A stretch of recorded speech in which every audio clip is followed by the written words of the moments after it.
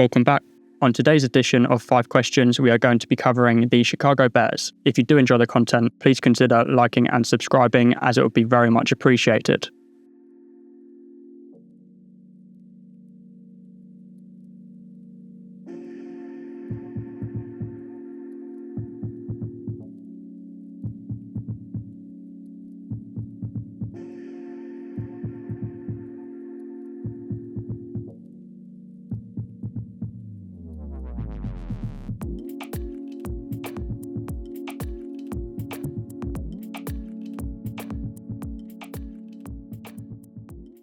Last season, the Bears gave us yet another outstanding example of how not to run an NFL franchise, acquiring Shane Waldron as the new offensive coordinator, only to fire him just halfway through the season and give Williams not only his second, but his third offensive coordinator in year one as an NFL quarterback. Then you add on top of this some of the behind-the-scenes stuff that's been coming out, and it becomes very clear that Caleb wasn't the entire problem, but is he part of the problem? And more importantly, do the Bears have something to work with going forward? Well, firstly, let's quickly run through what he's had to work with.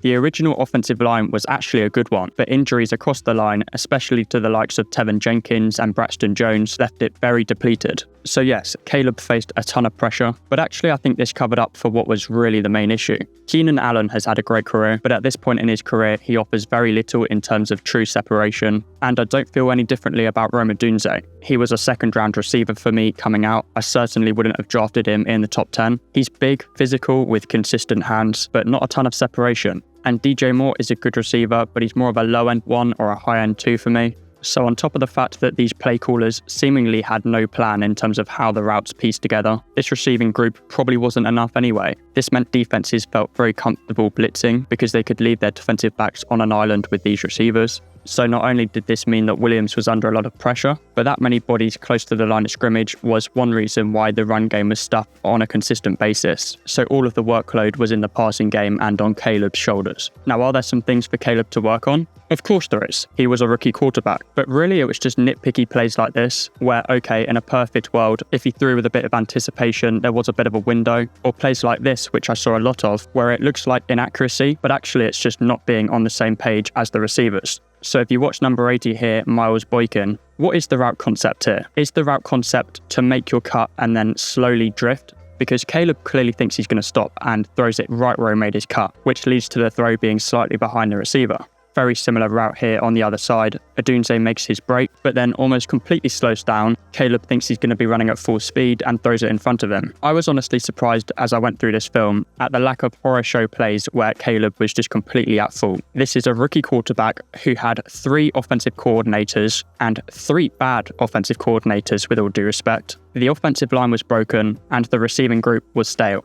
I seriously don't know what people want him to do, because by the way, he threw 6 interceptions all year. In this situation, he kept his cool and didn't just start chucking it up, didn't have too many desperate plays in losing situations. And when there was some protection and there was a receiver open downfield, this is what it looked like. It's even harder to do this when the opportunities have been few and far between, because he can't have been in rhythm.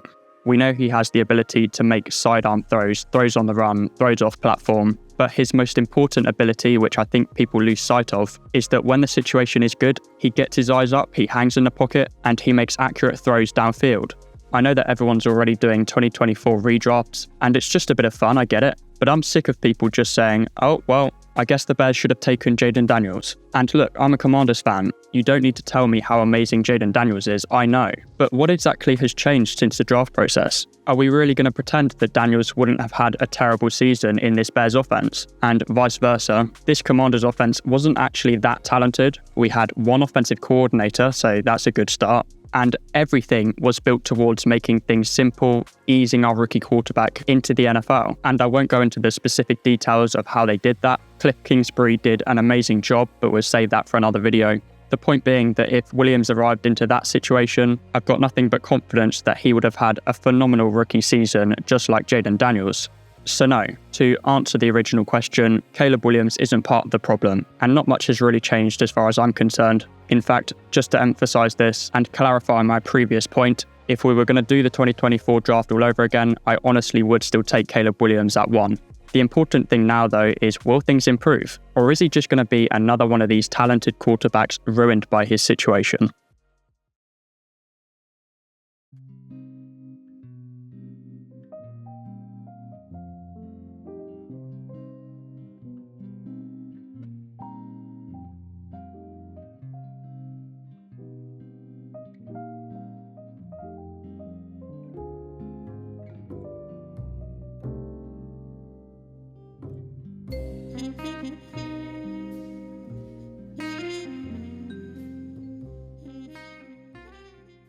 Former offensive coordinator Ben Johnson has been rightly credited for the transformation of the Detroit Lions offense in the last few years, which has rightly or wrongly made him hands down the hottest name in recent off-seasons in terms of potential head coach candidates. And we know this man likes a challenge because he chose the Chicago Bears as his destination. Now we're going to get to the head coach side of things in another segment of this video. For now though, we're focusing on what he brings as a play caller and whether he can fix this Bears offense.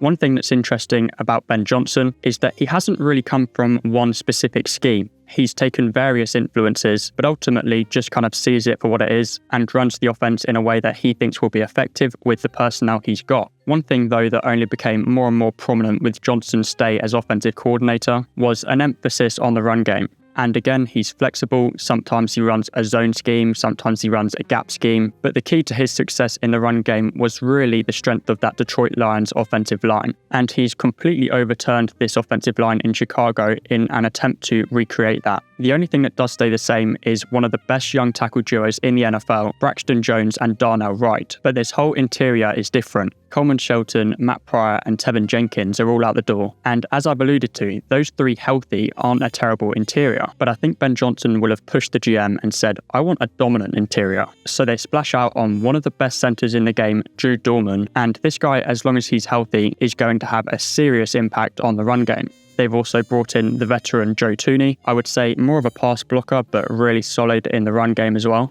And then the only guy who feels a bit more like filler than an absolute standout starter is Jonah Jackson, who Ben Johnson worked with up until his final year in Detroit. And actually for the Lions as well, if anyone was the weak link, it was Jonah Jackson. But he's going to be absolutely fine as he was in Detroit with good offensive linemen around him. And he's particularly good in the run game. And importantly, as we learnt last season, they've added some depth in the draft with second-round pick Ozzy Trapilo and sixth-round pick Luke Newman.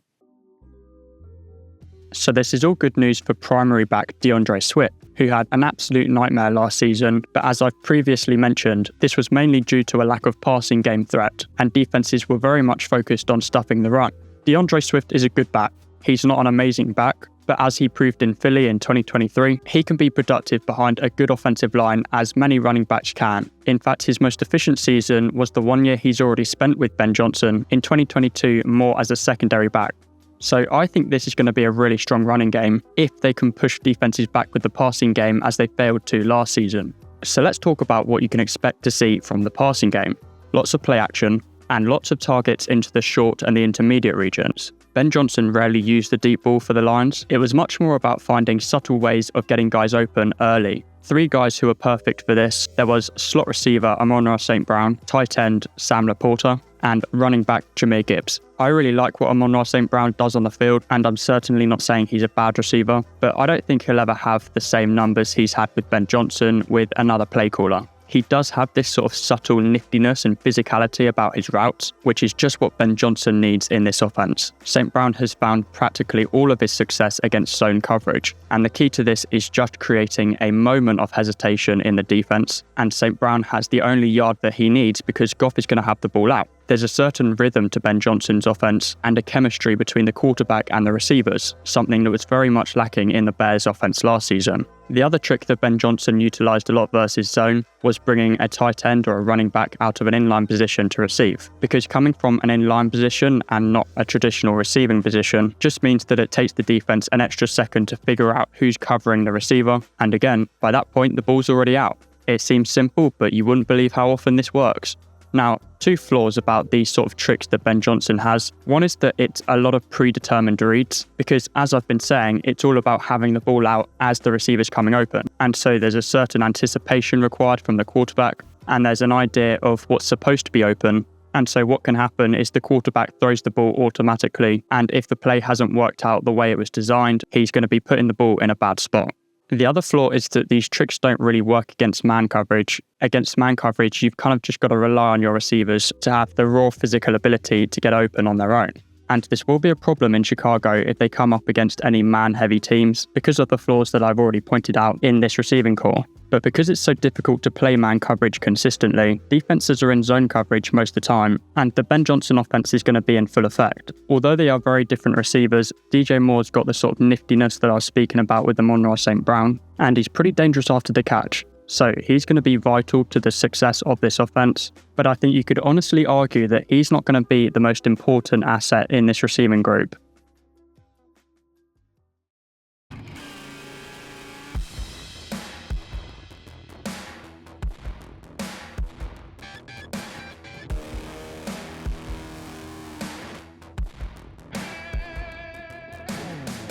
So the Bears spent their first round pick on Colston Loveland, tight end out of Michigan, and many were surprised to see him drafted ahead of Tyler Warren, but to me that was without doubt the right decision. The fluidity in which he runs his routes is going to make him vital for the Bears. They've also brought in a solid slot receiver in Olamide Zaccheaus, who's going to fit this system really nicely. And they drafted Luther Burden in the second round, which is something that I would have never done because I was really unimpressed by Burden's route running ability. However, his ability after the catch makes me curious in this Ben Johnson offense because similar to Deebo Samuel in the Shanahan offense, I do think he could be schemed open and become a real weapon. So do I think this offense is going to be immediately as good as the one that Johnson had in Detroit? Probably not.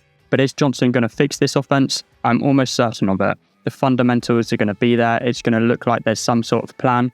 And honestly, when we look at it in hindsight, I could be underselling it because it's a great offensive line. I think they're going to have a couple of good weapons, and Caleb Williams' ceiling is higher than Jared Goff. So let's talk about the defense, and then we're going to discuss what this means for the Bears short term and long term.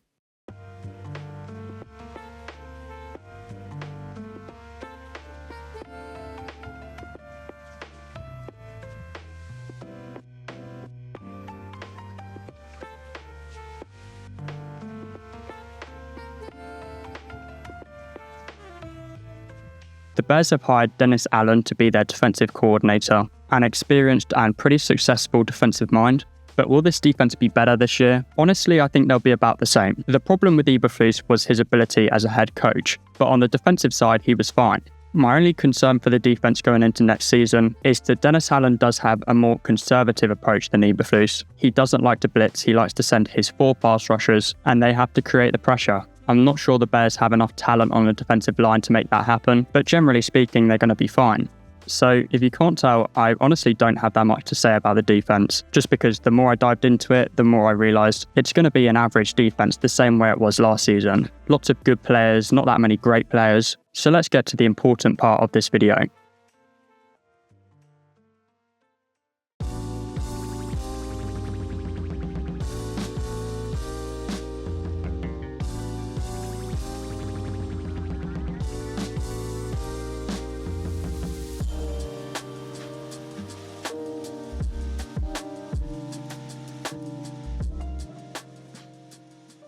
The short term isn't really what matters for the Bears, but we've seen in recent years how quickly a team could turn it around. When you look at the Commanders, the Texans, the Lions, the Bengals, it can literally happen in the space of a year or two. So I've been optimistic about the Bears, and I definitely came into this question expecting I would lean towards the answer yes, they will be a contender for the playoffs. But they are in the toughest division in the league, and their schedule is rough. I mean, they could have an unbelievable season and end up 8-9. That's how tough this schedule is. So no, I don't realistically see them as playoff contenders, but that's okay because for the Bears, this next question is far more important.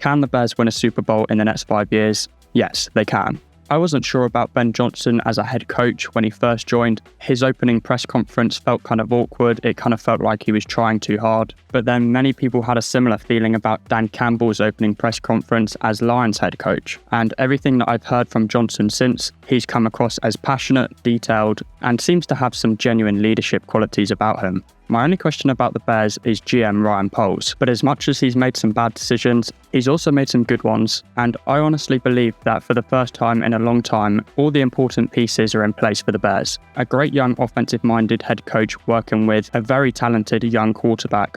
They've got a defensive coordinator who knows what he's doing, and they've got some good young talent to work with on both sides of the ball. And it's teams like the Bears that made me want to do a power ranking for this season, but also a long-term power ranking looking at the next 5 years. Because for this season, of the teams we've covered, obviously the Bears are going to go below the Broncos and the Texans. But in the long term, they're going to split these teams. The main reason I have them behind the Texans is because I have a lot more faith in their GM, Nick Caserio, but I am going to have them ahead of the Broncos. To find out why I'm not so convinced on the Broncos long term, feel free to go and check out that video. But that's all from me. If you did enjoy the content, please consider liking and subscribing, as it would be very much appreciated, and I'll see you next time.